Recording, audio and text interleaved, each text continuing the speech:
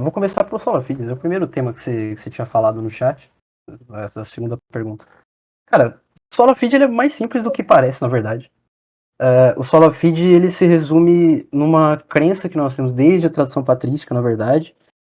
Os católicos romanos e ortodoxos eles vão acabar argumentando que não existe lei da patrística, a gente tem base patrística para falar. Então, vou falar apenas o que eu defenderia sem qualquer tipo de objeção, entende? A sola fide é simplesmente justificação pela fé. Então, quando a gente fala de salvação, a gente está falando do processo de justificação. É necessário que vocês entendam que há uma separação entre santificação e justificação. Pelo que eu entendo da tese católica romana, geralmente eles vão defender que a santificação, né, quando a gente fala, por exemplo, de sacramentos eles são elementos visíveis de uma graça invisível e trazem, pela aplicação da graça, a santificação. Então, com essa santificação é possível ser salvo, deste modo. A gente discorda, a gente não acha que a santificação, por assim dizer, é um requisito para você ser salvo, mas ela vem posteriormente. Em primeiro lugar, você precisa simplesmente da fé. O que é a fé? É como está escrito em Efésios 2:8. É sempre esse texto que a gente sempre vai usar, e vários outros textos, mas especialmente esse que deixa bem mais esclarecido, né? Então, vai acabar dizendo que a fé ela é dom de Deus, assim como a graça também é dom de Deus. Então, pela graça nós somos salvos por meio da fé. Isso não vem de vós, mas é dom de Deus. Acontece que aqui neste momento, quando o Paulo está falando a respeito da salvação, ele não faz menção a outras coisas, como por exemplo a obra, a caridade, o próprio arrependimento, por assim dizer. O arrependimento a gente inclui dentro da fé, porque não há fé se não houver arrependimento, né? Pega, por exemplo, São Dimas, que foi o ladrão da cruz, estava com Jesus. Ele foi para o céu junto a Jesus, foi para o paraíso, porque ele se arrependeu e exerceu a fé ali. Mas aquela fé, ela não provém de nós, ela é dom de Deus, justamente por causa da depravação total, que é uma crença que todos os protestantes tradicionais concordam entre si. A crença de que nós somos pecadores por natureza, de que o pecado, desde Adão e Eva, ele permeia hereditariamente toda a humanidade, e não somente como os ortodoxos dizem, que é apenas a natureza pecaminosa fica, mas não a culpa. É tanto a natureza quanto a culpa. E isso os romanos também. Por que seria tanta natureza quanto a culpa? Por que seria tanta natureza quanto a culpa? Porque não existe razão nenhuma pra gente acreditar que somente a nossa natureza pecaminosa permanece e não somente Mas por que não existe nenhuma razão? Porque não existe. Não, mas eu quero um motivo. Qual o motivo?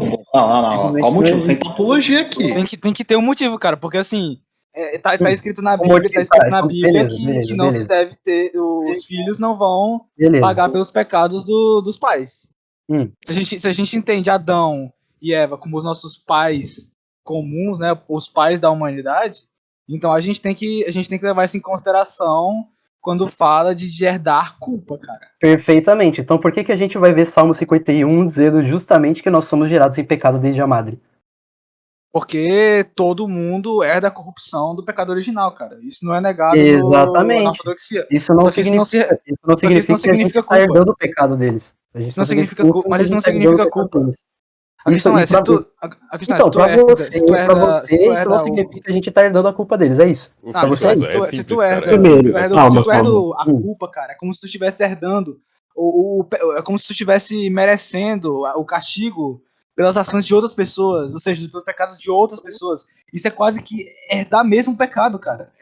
É como herdar uma dívida, sabe? De um pai que morreu endividado, cheio de dívida na bunda. Aí ele morre e todas as dívidas do pai passam pro filho, como se todas as dívidas do pai, todas as merdas que o pai fez, fosse direcionada pra onde? Pro filho, como se fosse um bode expiatório. Mas, calma, primeiro defina o que é pecado original, porque pecado original, na concepção clássica, é apenas o estado de justiça original que foi depravado. Exatamente. Geralmente a concepção que a gente atribui a Agostinho, né? Agostinho de Hipona. Cara, Agostinho, ele tinha uma concepção um pouco diferente, mas ela não é amplamente aceita, não, cara. Discordam de Agostinho, né? Obviamente. Sim, mas a questão é que Agostinho é um só bispo e não é só ele que forma a doutrina do pecado original, né? Acabou que a visão dele ficou mais conhecida porque ele foi o principal combatente contra o pelagianismo, né? Controvérsia pelagiana. Só que, assim, Isso não diz por toda a tradição, porque vão ter padres da igreja que vão discordar de Agostinho. Isso não é negado nem mesmo por católicos. Sim, com certeza, porque ninguém acredita. Aqui a gente precisa estabelecer o pressuposto. Ninguém aqui acredita que a palavra de um único pai da igreja é suficiente para validar alguma coisa. Não, isso aí é fato. Pois é. Isso é fato, eu não tô afirmando isso que tu disse, né? Não tô dizendo que tu disse isso, obviamente. Ô, Feitosa, uma questão aqui rapidona sobre a questão do pecado e culpa. Se você tem alguma doença, você tem um filho, e esse filho tem a mesma doença, você, por acaso, tem culpa nisso? Como assim? O que seria essa culpa? Você tá querendo dizer? Então, é o que eu tô Porque perguntando. uma pessoa ter uma doença seria necessariamente algo que pressupõe uma culpa. Porque então, não é assim que funciona. A questão é a seguinte, tu acha que o filho ele tem culpa de alguma coisa? Não. Por ter nascido assim? Não. Então por que no pecado teria isso? Porque, mano, primeiro que vocês estão querendo comparar algo absolutamente físico com algo metafísico. Já começa por aí.